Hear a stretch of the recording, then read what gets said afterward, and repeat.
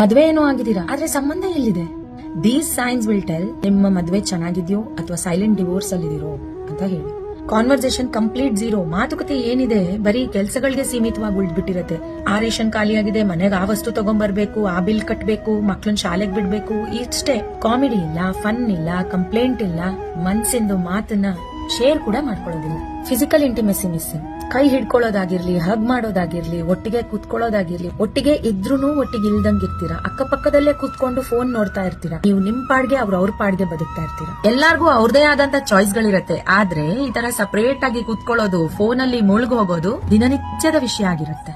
ಊಟ ಮಾಡಿದ್ರ ಬಿಟ್ರ, ಏನ್ ತಿಂದ್ರಿ, ಇದೆಲ್ಲ ಮ್ಯಾಟ್ರೇ ಆಗೋದಿಲ್ಲ. ಸೊಸೈಟಿ ಮುಂದೆ ಏನೋ ನಾವು ಕಪಲ್ ಅಂತ ತೋರಿಸ್ಕೊಳ್ತಾ ಇರ್ತಾರೆ, ಸಂಬಂಧಿಕರ ಮುಂದೆ ನಾವು ಚೆನ್ನಾಗಿದ್ದೀವಿ ಅನ್ನೋದು ಪ್ರೊಜೆಕ್ಟ್ ಮಾಡ್ತಾ ಇರ್ತಾರೆ. ಆದ್ರೆ ಮನೆಗೆ ಬಂದ ತಕ್ಷಣ ಒಬ್ರು ಸೋಫಾ ಮೇಲೆ ಕೂತಿದ್ರೆ ಇನ್ನೊಬ್ರು ಬೆಡ್ರೂಮ್ ಹೋಗಿ ಬಿದ್ಕೊಳ್ತಾರೆ. ಸೊಸೈಟಿ ಪ್ರೆಷರ್ ಇಂದ ತಪ್ಪಿಸ್ಕೊಳಕ್ಕೆ ಮಕ್ಳೇನೋ ಮಾಡ್ಕೊಂಡಿರ್ತಾರೆ, ಆದ್ರೆ ಪ್ರೀತಿಯಿಂದ ಅಲ್ಲ. ಮಕ್ಳು ಮಾಡ್ಕೊಂಡಿರೋ ತಪ್ಪಿಗೆ ಒಟ್ಟಿಗೇನೋ ಇರ್ತಾರೆ, ಆದ್ರೆ ಗಂಡ ಹೆಂಡತಿ ಆಗಲ್ಲ. ಮನೆಯಲ್ಲಿ ಪಾರ್ಟ್ನರ್ ಜೊತೆ ಸ್ಪೆಂಡ್ ಮಾಡೋ ಟೈಮ್ ಅನ್ನೆಲ್ಲ ಒಂದ ಆಫೀಸ್ ಅಲ್ಲಿ ಇಲ್ಲ ಫ್ರೆಂಡ್ಸ್ ಗಳ ಜೊತೆ ಕಳೆಯೋದನ್ನ ಜಾಸ್ತಿ ಇಷ್ಟಪಡ್ತಾರೆ. ಮೂವೀಸ್ಗಾಗ್ಲಿ, ಟ್ರಿಪ್ಸ್ಗಾಗ್ಲಿ ಎಂಟರ್ಟೈನ್ಮೆಂಟ್ ಅನ್ನೋ ಗಂಧ ಇರೋದಿಲ್ಲ. ಫ್ಯೂಚರ್ ಪ್ಲಾನಿಂಗ್ ಅಂತೂ ಕೇಳಲೇಬೇಡಿ. ಇನ್ನು ಫಂಕ್ಷನ್ ಗಳಿಗೆ ಹೋದ್ರೆ ನಾನೆಲ್ಲೋ ನೀನೆಲ್ಲೋ ಅನ್ನೋ ವೈಬು. ರೂಮ್ಮೇಟ್ಸ್ ಹೆಂಗಿರ್ತಾರೆ ಆ ರೀತಿ ಬದುಕ್ತಾ ಇರ್ತಾರೆ, not as husband and wife. Sad part ಏನು ಅಂತ ಹೇಳಿದ್ರೆ, ಇಂಥ ಸಂಬಂಧಗಳಲ್ಲಿ ಬಾಡಿ ಏನೋ ಒಟ್ಟಿಗಿರುತ್ತೆ, ಆದ್ರೆ ಸೋಲ್ ಯಾವತ್ತೋ ಸತ್ಬಿಟ್ಟಿರುತ್ತೆ. ಮದುವೆ ಅನ್ನೋದು ಸರ್ವೈವಲ್ ಮೋಡ್ಗೆ ಟರ್ನ್ ಆಗ್ಬಿಟ್ಟಿರುತ್ತೆ. ಬದುಕಬೇಕು, ಬದುಕ್ತಾ ಇದೀವಿ ಈ ಭಾವನೆ. ಇಮೋಷನಲಿ ಗ್ರೀವ್ ಮಾಡ್ತಾ ಇರ್ತಾರೆ, ಇಮೋಷನಲಿ ಸ್ಟಾರ್ವ್ ಮಾಡ್ತಾ ಇರ್ತಾರೆ. ಸರಿ, ಇದಕ್ಕೆ ಏನ್ ಮಾಡ್ಬೋದು ನಾವು? ಕಮ್ಯುನಿಕೇಶನ್. ನಿಮ್ ಮನ್ಸಲ್ಲಿರೋ ಭಾವನೆನ ಅವ್ರ ಹತ್ರ ಹೇಳ್ಕೊಳ್ಳಿ. ಯಾರು ಪರ್ಫೆಕ್ಟ್ ಇಲ್ಲ. ಹಂಗೇನೆ ನಿಮಗೆ ಏನ್ ಇಷ್ಟ ಇದೆ ಅದೆಲ್ಲವೂ ನಿಮಗೆ ಸಿಗಬೇಕು ಅನ್ನೋದು ಸರಿಯಲ್ಲ. ಕೆಲವೊಂದ್ಸತಿ ಅವ್ರು ಮಾತಾಡೋದ್ರಲ್ಲಿ ವೇಟ್ ಇರ್ಬೋದು, ಇನ್ನೊಂದ್ಸತಿ ನೀವ್ ಹೇಳೋದ್ರಲ್ಲಿ ವೇಟ್ ಇರ್ಬೋದು.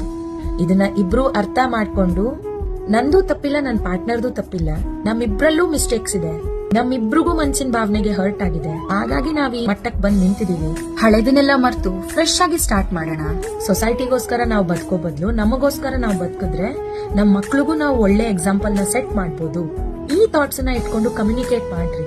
ತುಂಬಾ ಸ್ಟೋರೀಸ್ ಇರ್ಬೋದು, ಆದ್ರೆ ಅದನ್ನೆಲ್ಲ ಹೇಳೋ ಬದಲು ಡೀಪರ್ ಏನಿದೆ ಭಾವನೆ, ವಿಚ್ ಇಸ್ ವೆರಿ ಇಂಪಾರ್ಟೆಂಟ್, ಅದನ್ನ ಒಂದ್ 4-5 ಲೈನ್ ಅಲ್ಲಿ ಹೇಳಿ. ಒಂದ್ ಪುರ್ಸೋತ್ ಮಾಡ್ಕೊಂಡು ಇಬ್ರು ಕೈ ಹಿಡ್ಕೊಂಡು, ಬಿಕಾಸ್ ಫಿಸಿಕಲ್ ಟಚ್ ಇದ್ದಾಗ, ಆ ಕೈ ಹಿಡ್ಕೊಂಡಾಗ ನಿಮಗೆ ಆಗೋ ಸಮಾಧಾನ ಬರೀ ಮಾತಲ್ಲಿ ಬರೋದಿಲ್ಲ.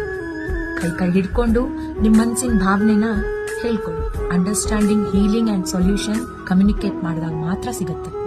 5 ಟೈಮ್ಸ್ ಶಾರ್ಟ್ ಆಗಿ ಹೇಳಿ ಅಂಡ್ 5 ಟೈಮ್ಸ್ ಡೀಪರ್ ಮಾತಾಡಿ, ಅವಾಗ ಎಲ್ಲದಕ್ಕೂ ಸೊಲ್ಯೂಷನ್ ಸಿಗುತ್ತೆ.